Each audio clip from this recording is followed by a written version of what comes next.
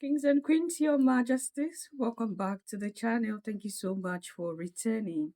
Trust you and yours are well and you love yourself and others like always. Many thanks to all of you for the support you give to the channel. Thank you so much to our channel members, to our anonymous supporters, to all of you, my esteemed subscribers. You are loved, celebrated, and of course appreciated.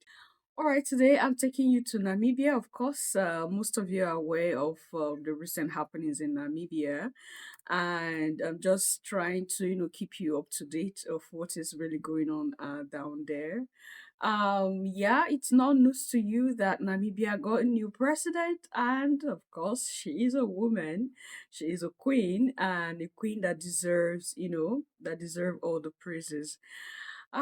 There are some people that are like, this is why we need women to be rulers as well in Africa because they have what we call women power.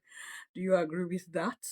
Because the way she's coming out hot on the collective West is something else. I tell you, Your Majesty. If you do not reciprocate the respect and honor, the gestures we give to you, we will take it back. And I'm talking about the whole visa war recently. That's why I say most of you are aware of the issues already. Um, she said, okay, since you think that you're the only one that have power, that is to Trump now, that have power and can sanction African countries because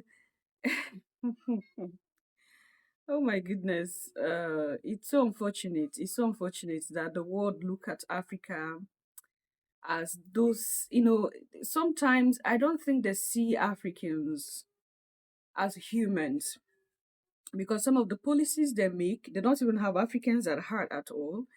And I wouldn't blame the collective West. I wouldn't blame America. I wouldn't blame Trump. I think from the beginning I told you, I'm not gonna blame Trump. It's because we do not respect ourselves. When you do not respect yourself, how are you expecting that someone respects you? That is the whole situation between Africa and the collective West. We see the collective West as saviors, as messiahs. We run to them, we fall on their feet, forgetting that we are the owners of the resources, right?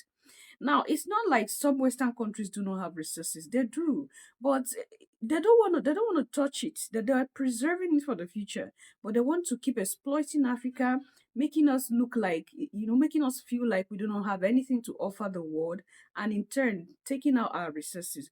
And I'm happy that the Sahel has stood up and they're fighting their fight at this point. These decisions were made after she took up the mantle of leadership, after she was sworn in, and it was like a whole war issue on the internet everywhere.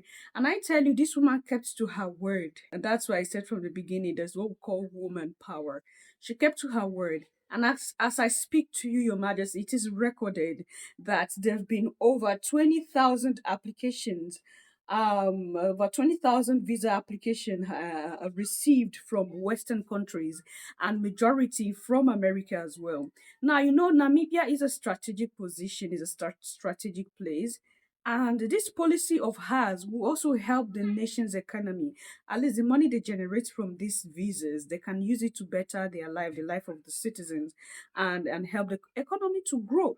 Majority of the countries in Europe and America, it's not visa free for Africans. It's not visa free for Africans. When Africans want to travel out, it's like, it's so difficult.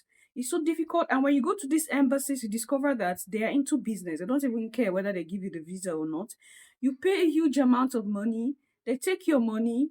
They don't give you visa. You're not even sure whether you're going to get the visa or not. A lot of people have been frustrated by countries, different countries in Europe and America because of this whole, oh, they tender my visa, oh, the visa wasn't approved, but their money was collected. So it's not small amount of money that Europe and America is making in African countries in terms of,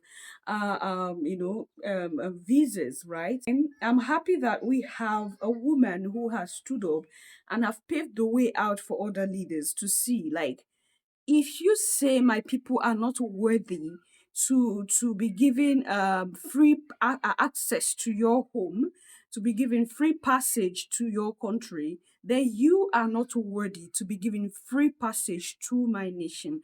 This is the message that the president of Namibia is sending out there to the world. And Your Majesties is a beauty to behold. And I want you to listen to this quickly And we'll take it up from there, Your Majesties. The Namibian government have confirmed that more than 20,000 visa applications have been received from Western countries.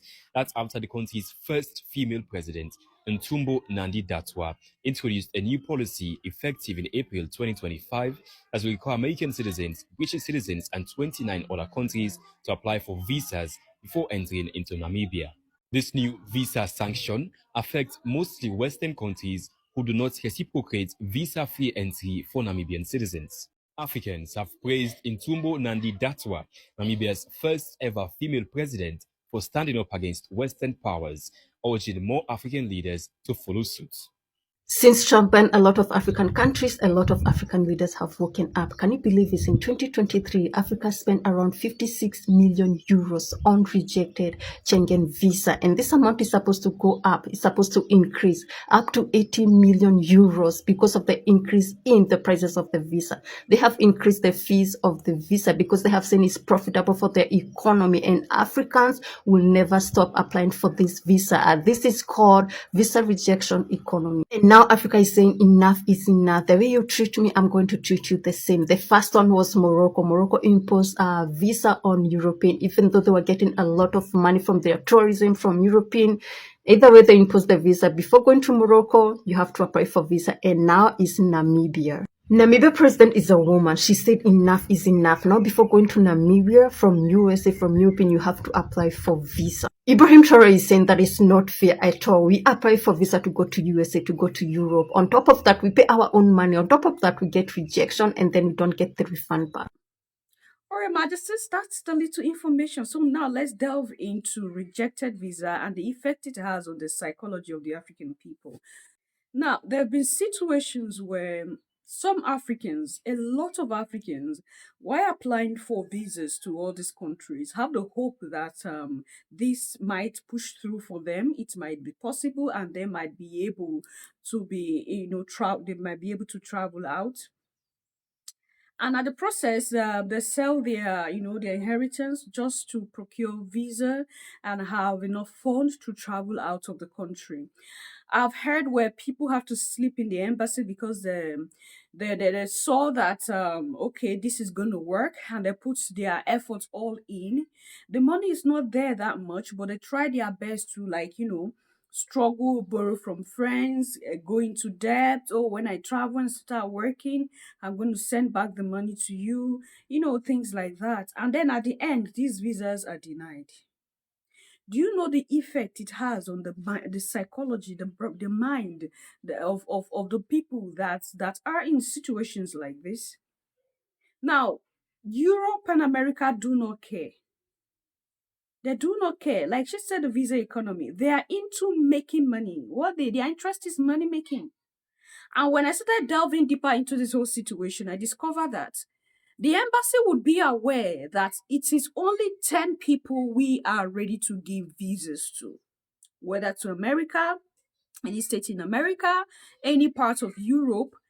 We are going to give maybe 10 people or maybe 20 people visas. But guess what? They are ready to collect money from about 200 to 500 people. Now, where is the justice here? Where is the, what have you? We are here for, we support human rights, we defend the right of man, what, kiniko, that Europe and America claim that they stand for. So you see what we're saying? They are aware that it is only 10 to 20 people they are ready to give visas to at that period of time, but they will collect money from about 200 to 500 people. And this money is not a small money. I was thinking that it's only in West Africa this happened, but when I delve deeper, I noticed that it is all part of Africa. Even in East Africa, they do the same thing. Central Africa, they do the same thing.